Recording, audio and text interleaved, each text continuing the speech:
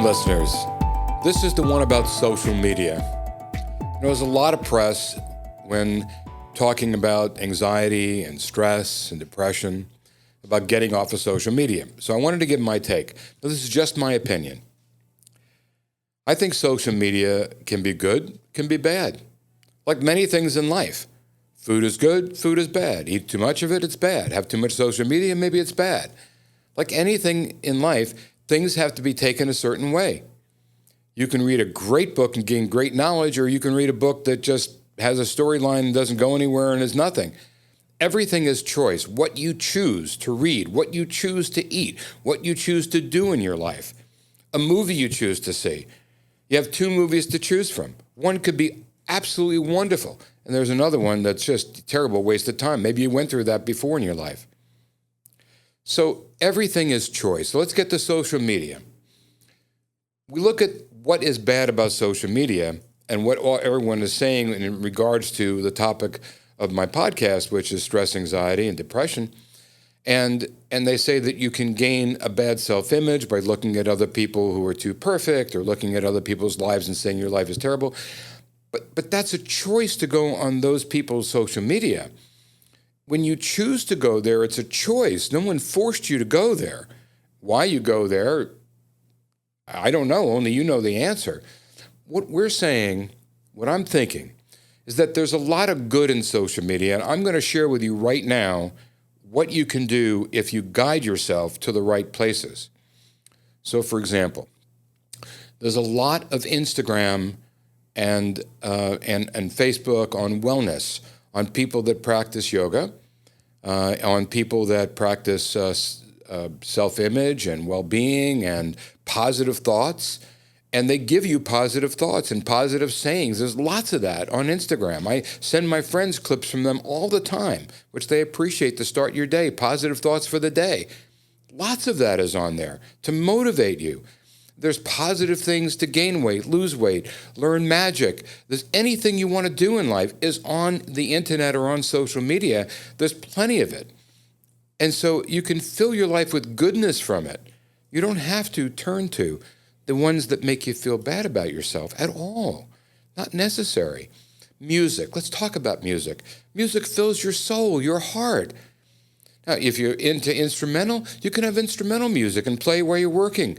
And doesn't distract you, but it's healthy for your soul. And if you like jazz, there's wonderful singers like Leofe, wonderful. And there's pop, and there's singers that are positive and sing positive words and words of hope.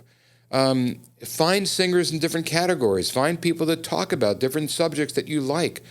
Use social media for the positives, for what it's good for. And let's talk about sharing your life, sharing your positives. You have a family, you have children. You want to share with your friends and family the wonderful things that you do every day. Look how wonderful it is to take pictures, memories of what you do with your family and loved ones and share them with special people. You can make your account private. You don't have to let strangers see it, but have it documented on there and send it to them so they have one central place to look for it, whether it's Facebook or whether it's Instagram, whatever you choose. But document your life. Make it have meaning. Share how wonderful the good things are. Find good things to share. It'll encourage you when you post it to put good things into your mind that you're going to do that day or that week so that you can post positive things. It'll encourage you to find positive things to do and wonderful things. Look at how many beautiful things there are in life.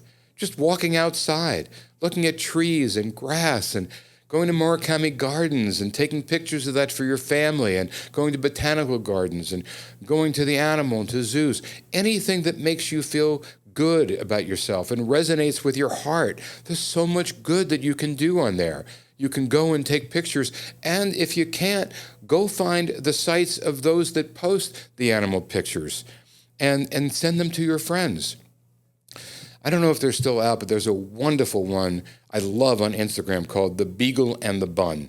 And it was a beagle dog and a bunny that were like brother and sister and used to lie next to each other and cuddle next to each other and lick each other. They didn't know they were separate species. It was wonderful to watch.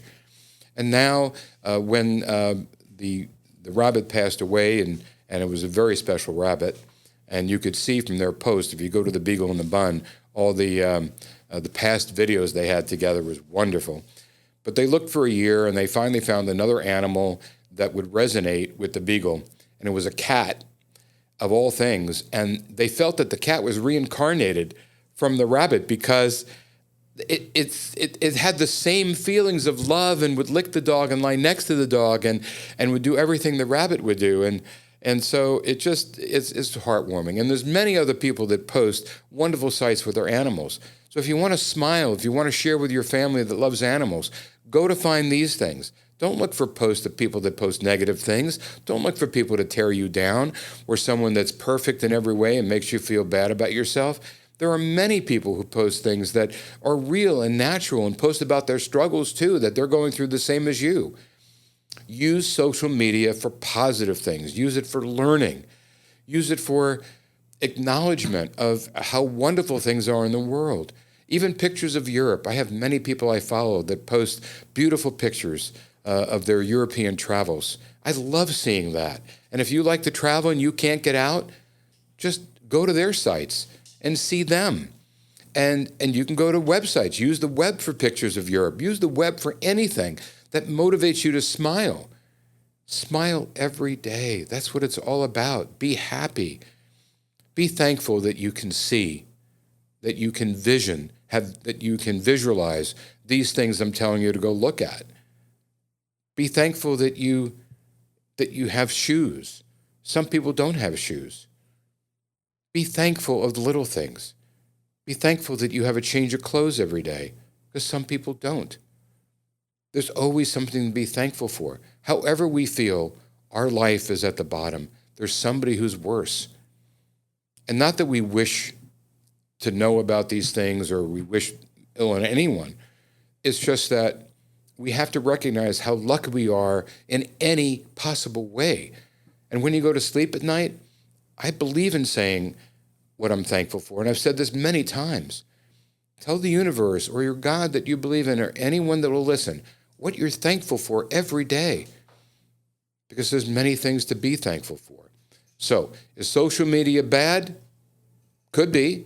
Is it good? Absolutely could be. It's how you use it. How you use anything in life. What movie you choose, what food you choose to eat, it's your choice. You are blessed with free will.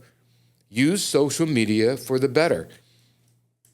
And you can restrict social media to someone, but I think that if you can get through to someone, if you have a young one in your family that you just want to restrict it, I can understand that, restricting screen time and all that.